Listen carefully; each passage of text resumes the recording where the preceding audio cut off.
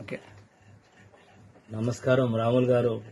చెప్పండి సార్. మీకు ఎందుకు ఈ నమస్కారం పెడుతున్నా అంటే మీరు దేవుడని పెడతలేను. సార్ దేవుడు మీ ద్వారా ఈ భూమి మీద ఉన్న మనుషులకు వైద్యం చేయమని దేవుడే మిమ్మల్ని పంపించిండేమనిపిస్తుంది. సార్ సార్ ఎందుకు ఇంత ఖచ్చితంగా ఇంత గట్టిగా ఎందుకు మాట్లాడుతున్నంటే సార్ నా వయసు 72 సంవత్సరాలు. సార్ దాదాపు 15 సంవత్సరాల నుంచి ఈ మోకాల నొప్పులతో ఎంత బాధపడ్డానో, ఎంత ఏడ్చుకున్నానో ఎవరు తగ్గించలేదు.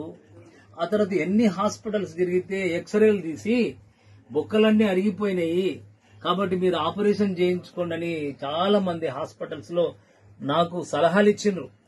కానీ మరికొంతమంది చెప్పిండ్రు ఆపరేషన్ చేయించుకుంటే ఈ లాంగ్ టైం మళ్ళీ మంచిగా కాదని చెప్పిండ్రు. ఇలాంటి పరిస్థితుల్లో శ్రీశైలం వాళ్ళు కూడా ఒక మందులు తీసుకొచ్చి దాదాపు 5 సంవత్సరాలు శ్రీశైలం గోళీలు వాడిన, 5 సంవత్సరాలు వాడిన, అయినా తగ్గలేదు. అయితే ఈ మధ్య కాలంలో ఒక నెల రోజుల క్రితం నేను మా తార్నాక హాస్పిటల్లో నేను ఒక మందుల కొరకు వెళితే అక్కడ 2 డ్రైవర్లు మాట్లాడుకుంటున్నారు. ఏమని మాట్లాడుకుంటున్నారంటే, మా అమ్మకు ఇట్లా 80 ఏండ్లు, మా అమ్మకు కొత్తకోటలో ఎవరో చెప్పితే మేము పోయినాము, అక్కడ మందు తింటే మా అమ్మ ఒక్క నెలలో పట్టిన కురుమూర్తి జాతర దేవుని మెట్లెక్కింది అని 2 డ్రైవర్లు మాట్లాడుకుంటే నేను విని ఆయన దగ్గరకు పోయి, అయ్యా ఏందేమో మాట్లాడుకుంటున్నారు అంటే, లేదు సార్ ఇట్లా మా అమ్మకు ఆ కొత్తకోట్ల మందు తింటే ఒక్క నెలలో పట్టిన మా అమ్మ మంచిగా అయింది, ఆ దేవుని మెట్లెక్కింది సార్, కురుమూర్తి జాతర మెట్లెక్కింది సార్ అంటే, అప్పుడు ఆయన ఫోన్ నంబర్ అంటే నా దగ్గర ఫోన్ నంబర్ లేదు సార్, పేరు మాత్రము నాకు తెలుసు. ఆ వైద్యుని పేరు రాములు అని అంట.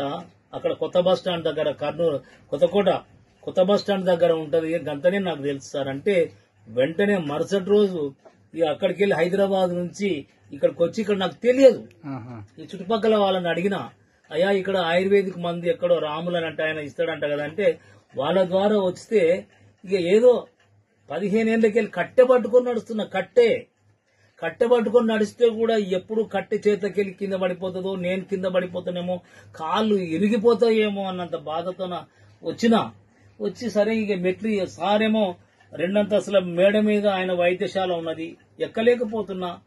ఒక్కొక్క మెట్టు మీద కూర్చొని ఎక్కిన, ఒక్కొక్క మెట్టు మీద అట్లా కూర్చొని ఎక్కి ఒక 10 నిమిషాలు అట్లా రెస్ట్ తీసుకున్న తర్వాత మన సార్ దగ్గరకు వస్తే, ఆయన ఈ మందు నేను చెప్పిన ఇట్లా సంగతి సార్ ఇట్లా అంటే, ఈ మందులు వాడు తగ్గిపోతుందని సింపుల్ గా చెప్పిండు.